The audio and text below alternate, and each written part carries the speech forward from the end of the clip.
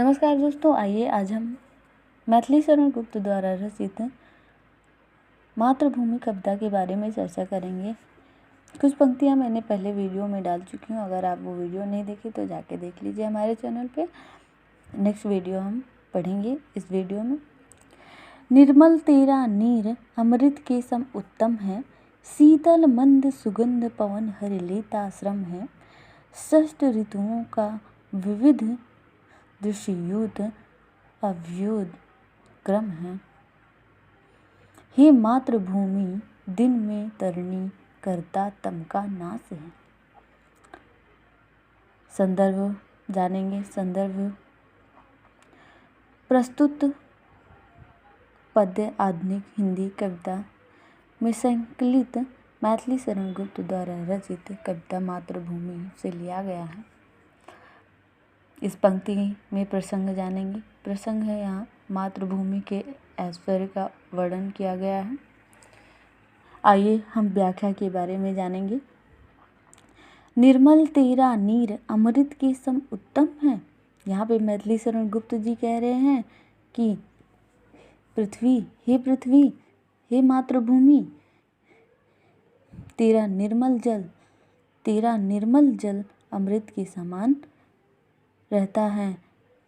और नीचे की लाइन, शीतल मंद सुगंध पवन हर लेता श्रम है। और तेरा शीतल सुगंधित वायु, मंद मतलब धीरे धीरे जो बह रही है, वो श्रम थकान को दूर कर देती है, श्रम को दूर कर देती है। हर लेता श्रम थकान को दूर कर देती है। नेक्स्ट लाइन, षष्ठ ऋतुओं का विविध दृश्ययुत अद्भुत क्रम है। और 7 ऋतुओं का अनेक विवरण क्रम से अद्भुत है। जैसे कि तेरे ऊपर, मैथिली शरण गुप्त जी कह रहे हैं कि तेरे ऊपर हरियाली का जो फर्श बिछा हुआ है वह मखमल से कम नहीं है। रात्रि को चंद्रमा तेरे ऊपर डालकर तुझे पवित्र अमृत से सींचता है।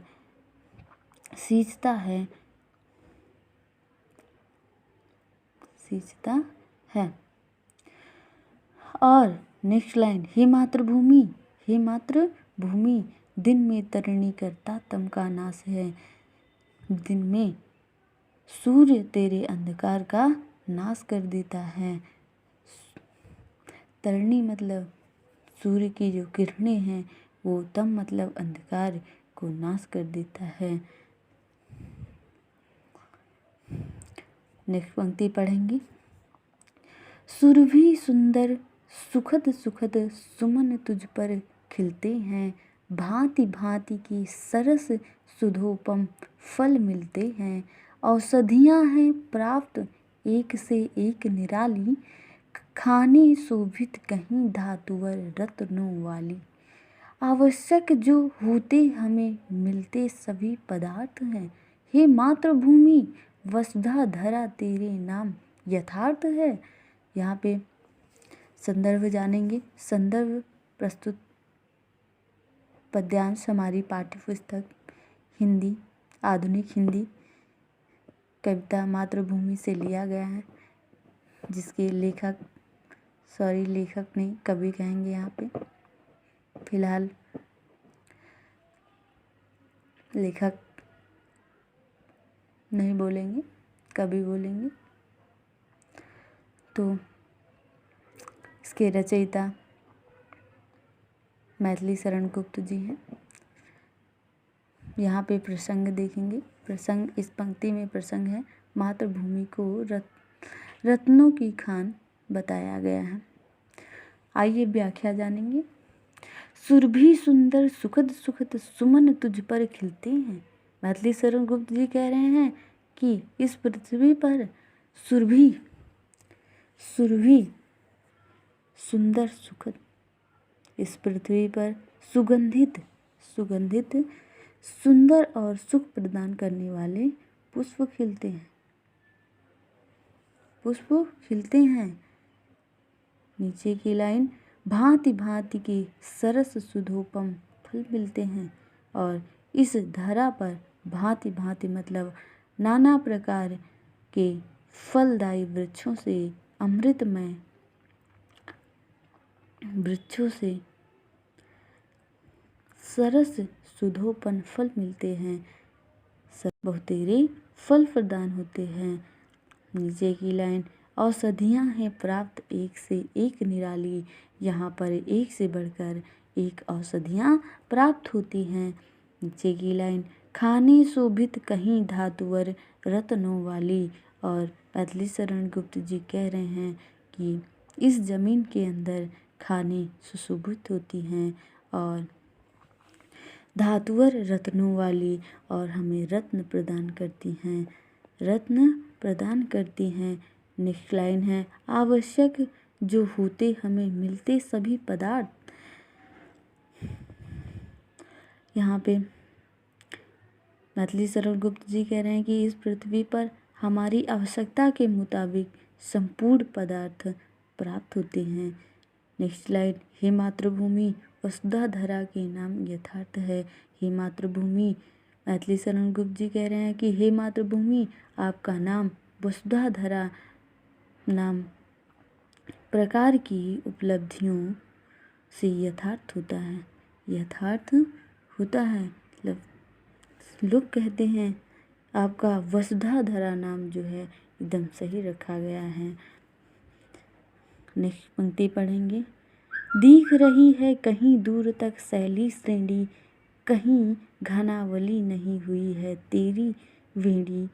नदियाँ पैर पखार रही है बनकर चीरी, फूलों से तरुराज कर रही पूजा तेरी। मृदु मलय वायु मानो तुझे चंदन चारु चढ़ा रही है। हे मातृभूमि किसका ना तू सात्विक भाव बढ़ा रही है। यहाँ पे संदर्भ पहले हम जानेंगे। संदर्भ प्रस्तुत पद्यांश आधुनिक हिंदी कविता मातृभूमि से लिया गया, जिसके रचयिता मैथिली शरण गुप्त जी हैं। प्रसंग जानेंगे। इस पंक्ति में मातृभूमि के प्राकृतिक रूप का वर्णन किया गया। व्याख्या जानेंगे। व्याख्या यहाँ पे मैथिली शरण गुप्त जी कह रहे हैं, दिख रही है कहीं दूर तक शैली सीढ़ी। यहाँ पे मैथिली शरण गुप्त जी कह रहे हैं कि कहीं पर दूर तक फैली हुई, दिख रही है कहीं दूर तक शैली श्रेणी। शैली श्रेणी मतलब पर्वत श्रेणी, पर्वत श्रेणी। मैथिली शरण गुप्त जी कह रहे हैं कि कहीं पर दूर तक फैली हुई पर्वत श्रेणी दिखाई दे रही है और कहीं घनावली नहीं हुई है तेरी वेणी। और सघन मेघों की पंक्तियाँ शोभा दे रहे हैं। घनावली कहीं नहीं हुई है तेरी वेणी, शोभा दे रहे हैं और जो तेरी श्रेणी बना रही है, और तेरी श्रेणी बना रहे हैं। नेक्स्ट लाइन, नदियाँ पैर पखार रही हैं बनकर चीरी। यहाँ पे मैथिली शरण गुप्त जी कह रहे हैं, नदी को दासी बनाकर संबोधित कर रहे हैं कि हे पृथ्वी, नदियाँ दासी बनकर तेरे पैरों को पखार रही हैं। चीरी मतलब दासी बनकर पखार रही हैं, दासी बनकर पखार रही हैं। नीचे की लाइन, फूलों से तरुराज कर रही पूजा तेरी। और वृक्ष पुष्पों की वर्षा कर तेरी पूजा कर रहे हैं। तरुराज मतलब वृक्ष से वर्षा करके, फूलों की वर्षा करके तेरी पूजा कर रहे हैं। नीचे की लाइन, मृदु मलय वायु मानो तुझे चंदन चारु चढ़ा रही हैं। और मधुवलय वायु जैसे अपनी सुगंधि का चंदन मुझे चढ़ा रहे हैं। हे मातृभूमि। नेक्स्ट लाइन, हे मातृभूमि किसका ना तू सात्विक भाव बढ़ा रही है। और हे मातृभूमि वायु जैसे अपनी यहाँ पे मैथिली शरण गुप्त जी मृदु मलय वायु मानो तुझे चंदन चारु चढ़ा रहा है। तो यहाँ पे वायु जैसे अपनी सुगंधी का चंदन मुझे चढ़ा रहा है। और नेक्स्ट लाइन है हे मातृभूमि किसका ना तू सात्विक भाव बढ़ा रहा है। हे मातृभूमि तू सभी के सात्विक भाव को बढ़ाने वाली है। मैथिली शरण गुप्त जी कह रहे हैं कि हे मातृभूमि तू सभी के सात्विक भाव को बढ़ाने वाली है। तो बाकी पंक्ति हम नेक्स्ट वीडियो में जानेंगे। जय हिंद, जय भारत।